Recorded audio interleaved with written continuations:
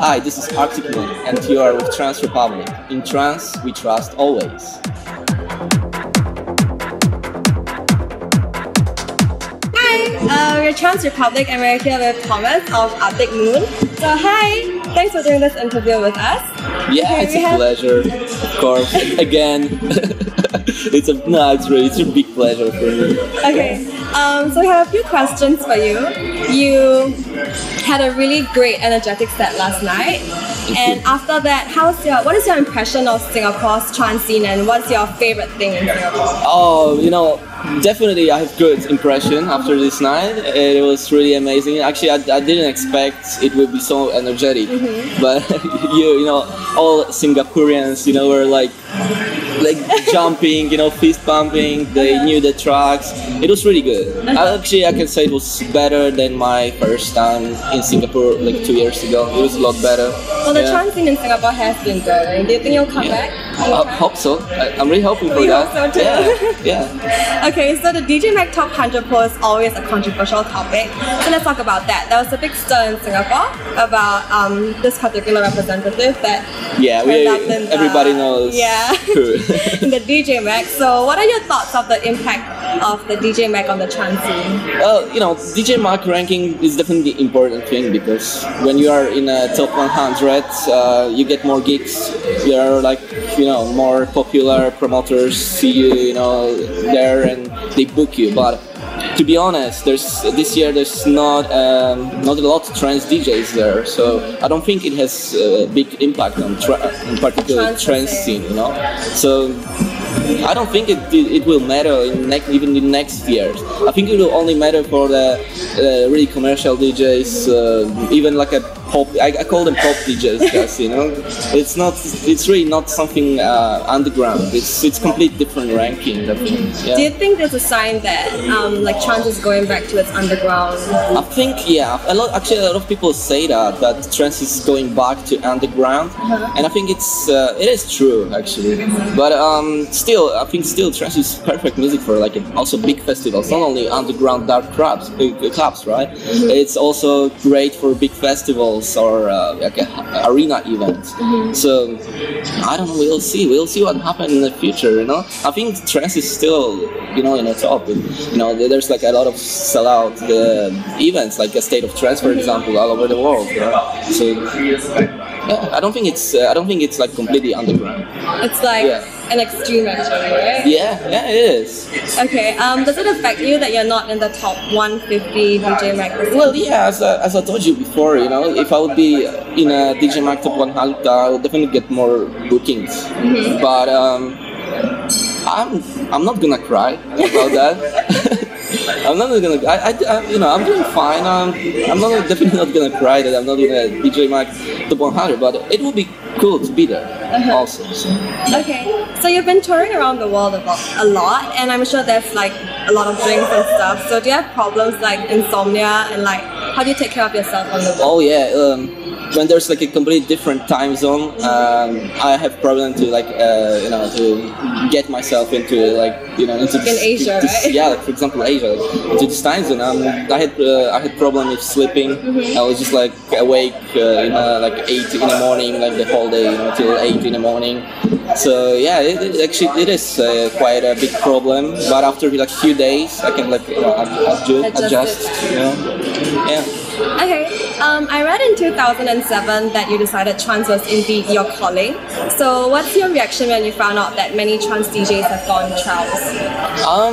Yeah, because it's for them I think it was the good choice because the trance is more popular, right? So they just follow the trends. I don't like that for me because I just want to do what I like to do, and I don't like house music. I don't like trance. Okay, maybe few tracks. I like few tracks, right? But a whole scene, it's not my kind of scene. Yeah, I don't like this kind of music, so I definitely want to keep producing what I do. So. And we like what you're doing. No, thank you very much. Okay, speaking of trance music evolution, where do you think it will be heading in the future? Do you think you'll be slowly making a shift to tritonal kind of music? Yeah, I think it's already happening. The trance thing, right? It's already happening. The trance is, getting more and more like influences from house music, from even pop, from other kind of like electro kind of stuff. But also we can see that this 138 stuff, it's getting also like more popular right now, especially like maybe not in Europe, but like in different parts of the world, like Asia, United States. Because for example, for them it's something new. For Europeans, it's nothing new really. We had this kind of music like since many years. Yeah, but for other parts of the world, it can be something new actually. So I see that. I think especially in Asia, in the United States, it's definitely getting more and more popular. Really banging, techie trance, even psytrance. Right now, psytrance right now it's really big. Everyone's jumping on that bandwagon, right? Yeah. Okay. Just one question that many local producers would like to know: how long do you generally take to finish a track or an original track, like a remix or an original track? It really depends. A remix, it's usually like 2-3 weeks, something around that, and original track. It can be like 3 weeks, or it can be like 5 months. Wow. Yeah, it really depends. It just depends on my ideas, on my mood. Yeah, so it can be like even a year. I can even produce one track the whole year. So it really depends. There's like no any formula, nothing like that. Okay, so can we expect an Arctic Moon album soon? I'm gonna start working on it next year, so it's not gonna be released next year, but I'm definitely gonna start working on tracks next year. So we'll see, maybe 2015. 2015. I don't know. We'll see. We'll be waiting eagerly on the edge of our seats. Can we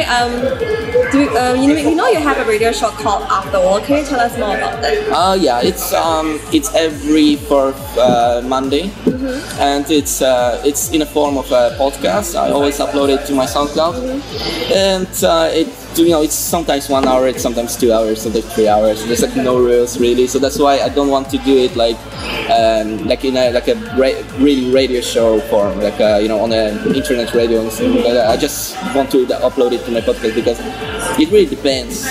For example, this month I even didn't do it, because I didn't have time. So sorry about that. So much, right? Sorry about that, but it's just a podcast, and I do with whatever I want. So there's no like a formula. Cool. We have some questions from our fans. So Joanna Fong wants to know, what are your inspirations and emotions that you draw from when you create a track? Yeah, it's definitely other kinds of music, like mostly film music, really orchestra stuff, like a real instruments, this kind of music, rock music. Yeah, I love rock music. Yeah, you have a lot of rock music. Yeah, I really love rock music. Okay, so Anthony Paul wants to know, how did you create the gated distorted lead during the breakdown of your song Afterworld and create such an awesome rhythm to it? Yeah, it's the plugin is called Glitch, and actually it's a free plugin, so just Google Glitch and you'll find it. And this plugin is especially for this kind of rhythm, like glitchy cutted sound. Yeah. So how many layers and plugins do you use to make it?